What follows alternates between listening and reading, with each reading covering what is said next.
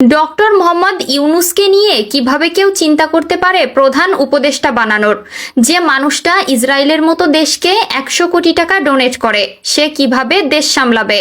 যবে থেকে বৈষম্য বিরোধী ছাত্র আন্দোলনের সমন্বয়করা প্রস্তাব দিয়েছে যে তারা ডক্টর মোহাম্মদ ইউনুসকেই অন্তর্বর্তী সরকারের প্রধান হিসেবে দেখতে চান, তখন থেকে ডক্টর মোহাম্মদ ইউনুসকে নিয়ে সোশ্যাল মিডিয়া জুড়ে এমন কিছু বিতর্ক পোস্ট ঘুরে বেড়াচ্ছে যা অ্যাকচুয়ালি মিথ্যা। ইনফ্যাক্ট রুমর স্ক্যানার এই ফ্যাক্টটি চেক করে দেখে 100 কোটি টাকা দানের এই খবর এডিট করে বানানো। এখন ডক্টর মোহাম্মদ ইউনুসের নামে সবাই যে তথ্যগুলো জানে সেগুলো হলো তিনি শান্তিতে নোবেল পুরস্কার পেয়েছেন, কিন্তু অনেকেই যেটা জানেন না সেটা হলো ডক্টর মোহাম্মদ ইউনুসের বিশ্বব্যাপী এমন কিছু অর্জন রয়েছে যা বিশ্বে আর কারো নেই। ইনফ্যাক্ট আপনি তার অর্জনগুলো জানলে নিজেই বলতে বাধ্য হবেন তার মতন এমন গুণী মানুষ বাংলাদেশে আগামী 100 বছরেও আসবে কিনা সন্দেহ। হয়তো আমরা জানি না, পৃথিবীতে 12 জন মাত্র এমন ব্যক্তি আছেন যারা একসঙ্গে নোবেল, আমেরিকান প্রেসিডেন্সিয়াল অ্যাওয়ার্ড ও কংগ্রেশনাল গোল্ড মেডেল 3টি পুরস্কার পেয়েছেন।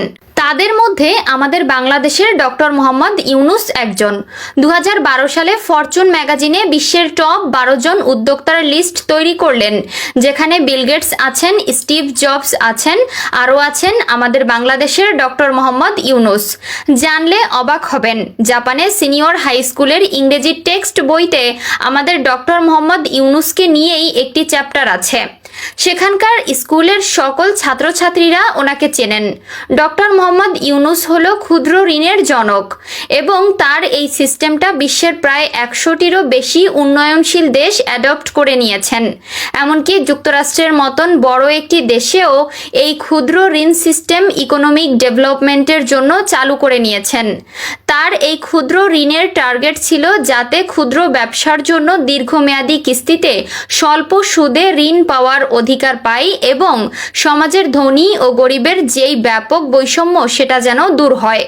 এছাড়া দরিদ্রের বিরুদ্ধে লড়াইয়ের প্রযুক্তি যে ভূমিকা রাখতে পারে এমন দূরদৃষ্টি সম্পন্ন উদ্যোগের কৃতিত্ব দেওয়া যেতে পারে অধ্যাপক ইউনুসকে।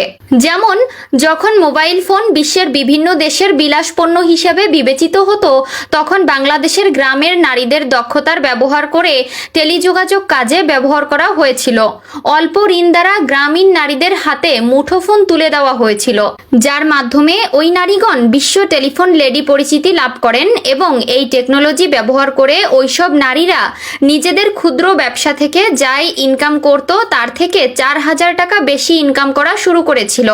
অধ্যাপক ইউনুস বিশ্বের 24টি বিশ্ববিদ্যালয় থেকে 61টি সম্মানসূচক ডিগ্রি পেয়েছেন। তিনি 10টি দেশের রাষ্ট্রীয় সম্মাননা সহ 33টি দেশ থেকে 36টি সম্মাননা পেয়েছেন। বিশ্বের 39টি দেশের 160টি বিশ্ববিদ্যালয়ের ব্যবসা কেন্দ্রিক বিভাগ বা সেন্টারের কার্যক্রম আছে, যেগুলোকে সম্মিলিতভাবে ইওর সোশ্যাল বিজনেস সেন্টার বলা হয়। বিশ্ব মঞ্চে তিনি যত ধরনের স্বীকৃতি পেয়েছেন, সরকারি, সামাজিক, অর্থনৈতিক ও সাংস্কৃতিক অঙ্গনের সকল প্রাপ্তি একত্রিত করলে এমন ধারণা করা ভুল হবে না যে বর্তমানে বিশ্বের সবচেয়ে সম্মানিতদের একজন, এবং আমাদের সকলের গর্বিত হওয়া উচিত, কারণ তিনি বাংলাদেশী।